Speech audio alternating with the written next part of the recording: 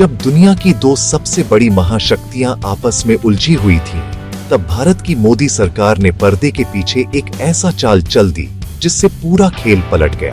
एक ऐसा भारतीय हथियार जो न तो एटम बम है न कोई मिसाइल, लेकिन अमेरिका और यूरोप की नींदें उड़ गईं। वो हथियार है भारत का स्वदेशी फाइनेंशियल सिस्टम यूपीआई।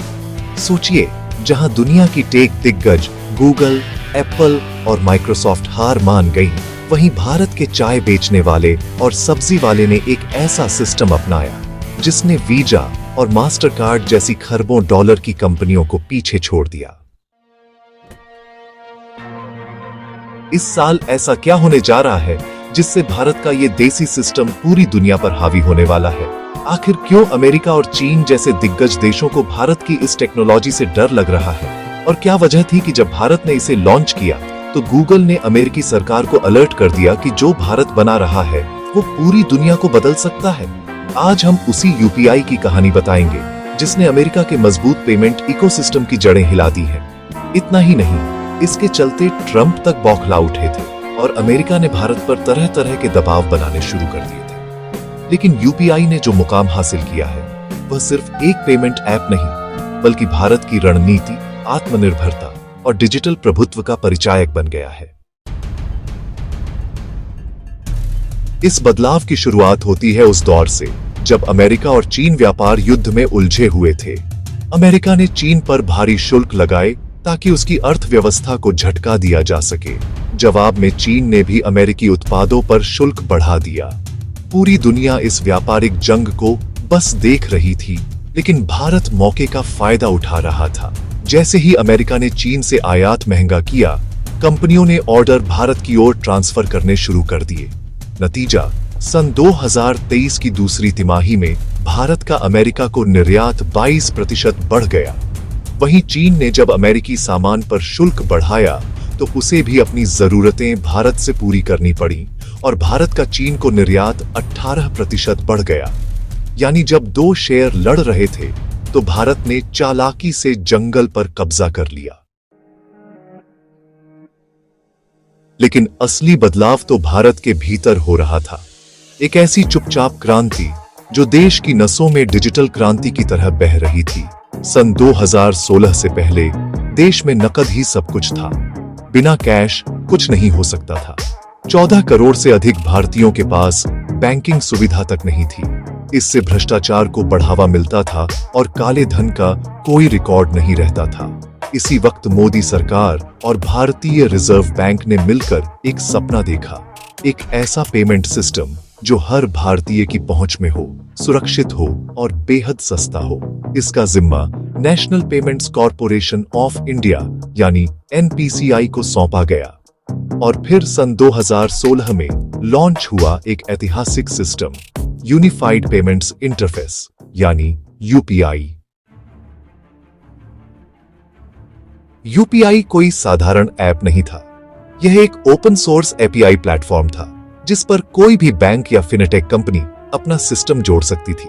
इसके जरिए पहली बार भारत में एक नया कॉन्सेप्ट आया, वर्चुअल पेमेंट एड्रेस या यूपीआई आईडी। अब पैसों के लेन देन के लिए न बैंक अकाउंट नंबर देना, न आईएफएससी कोड, सिर्फ एक आईडी और पैसा सीधे खाते में। सबसे बड़ा बदलाव आया इसके इंटरऑपरेबिलिटी के कारण, यानी आप चाहे गूगल पे से भेजो, पेटीएम से या फोन पे से, पैसा किसी भी बैंक में किसी भी ऐप पर 24 घंटे तुरंत ट्रांसफर हो सकता है।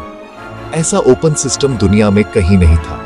यूपीआई ने भारत की अर्थव्यवस्था को जैसे टर्बो इंजन दे दिया। छोटे दुकानदारों, ठेले वालों को अब महंगे कार्ड मशीन की जरूरत नहीं थी, बस एक क्यूआर कोड, वो भी मुफ्त में। इससे उनका कैश फ्लो सुधर गया क्योंकि पेमेंट तुरंत खाते में आ जाता था।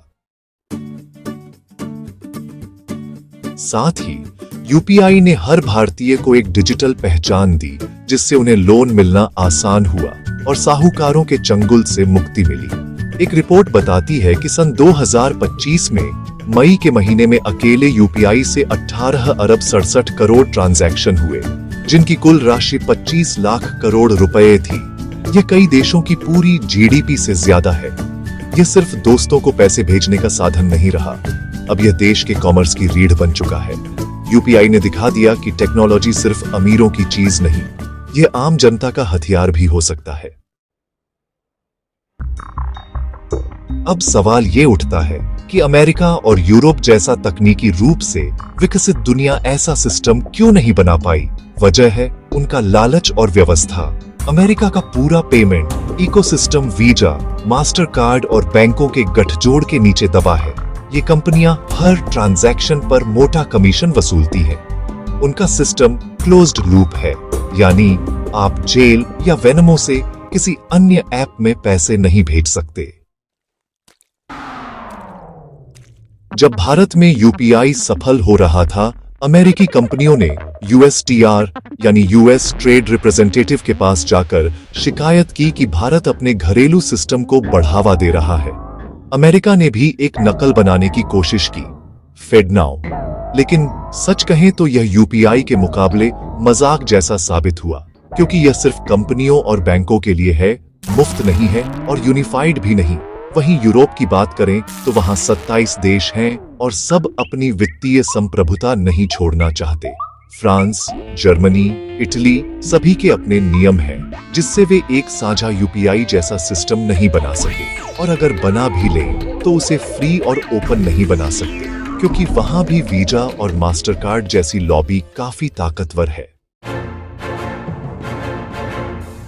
भारत ने इस व्यवस्था को तोड़ते हुए एनपीसीआई जैसी गैर लाभकारी संस्था से यूपीआई बनाया। ये एक डिजिटल सड़क जैसा था, जिस पर सभी बैंक, ऐप और ग्राहक एक साथ आ सकते थे। सरकार ने इसे मुनाफे का धंधा नहीं, बल्कि पब्लिक यूटिलिटी माना। यही कारण है कि भारत वहां पहुंच गया जहां अमेरिका और यूरोप सिर्फ सपना देख सकते हैं। भारत ने आधार से पहचान दी, यूपीआई से ट्रांजैक्शन किया और अब ओएनडीसी से ई कॉमर्स का दरवाजा खोला। ये एक ऐसा इकोसिस्टम बन गया है जिसकी नकल पूरी दुनिया नहीं कर पा रही है। आज यूपीआई भारत की सीमाओं को पार कर चुका है। यह अब एक सॉफ्ट पावर बन गया है। भारत अमेरिका को हथियार या कर्ज नहीं दे रहा, वह टेक्नोलॉजी दे रहा है जो देश के नागरिकों को सशक्त बना रही है। आज फ्रांस में एफिल टावर की टिकट आप यूपीआई से खरीद सकते हैं। संयुक्त अरब अमीरात, सिंगापुर, भूटान, नेपाल, मॉरिशस में यह लाइव है। नामीबिया अफ्रीका का पहला देश बना है जिसने भारत के साथ यूपीआई जैसा सिस्टम बनाने का लाइसेंस साइन किया है। पेरू, त्रिनिदाद एंड टोबैगो भी लाइन में है। साथ ही अब एनआरआई अमेरिकी मोबाइल नंबर से भारत में यूपीआई चला सकते हैं। मलेशिया, थाईलैंड जैसे देशों से बातचीत फाइनल स्टेज में है। जून 2025 में यूपीआई ने वीजा को ट्रांजैक्शन के मामले में पछाड़ दिया। वीजा जो 200 देशों में चलता है, उसे यूपीआई ने सिर्फ 7-8 देशों में रहते हुए पीछे छोड़ दिया। हर दिन 65 करोड़ से ज्यादा ट्रांजैक्शन, यह एक डिजिटल सर्जिकल स्ट्राइक है और अनुमान है कि 2027 तक यह आंकड़ा 100 करोड़ ट्रांजैक्शन प्रतिदिन पार कर जाएगा। और यही डर अमेरिका और यूरोप को सता रहा है, क्योंकि पेमेंट सिस्टम एक आर्थिक ही नहीं बल्कि रणनीतिक हथियार होता है। अमेरिका स्विफ्ट और डॉलर के जरिए दुनिया पर दबाव बनाता है, लेकिन यूपीआई जैसी स्वतंत्र प्रणाली देशों को उस अमेरिकी नियंत्रण से बाहर निकलने की ताकत देती है। इसे ही कहते हैं डिजिटल संप्रभुता, अपनी आर्थिक किस्मत का फैसला खुद करने की आजादी। जब कोई देश यूपीआई को अपनाता है, वह सिर्फ एक ऐप नहीं, एक वैचारिक विद्रोह करता है अमेरिकी नियंत्रण के खिलाफ। यही कारण है कि भारत इसे रणनीतिक एक्सपोर्ट की तरह इस्तेमाल कर रहा है।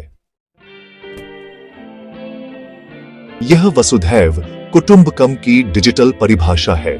भारत अब टेक्नोलॉजी का उपभोक्ता नहीं, निर्माता और मार्गदर्शक बन चुका है।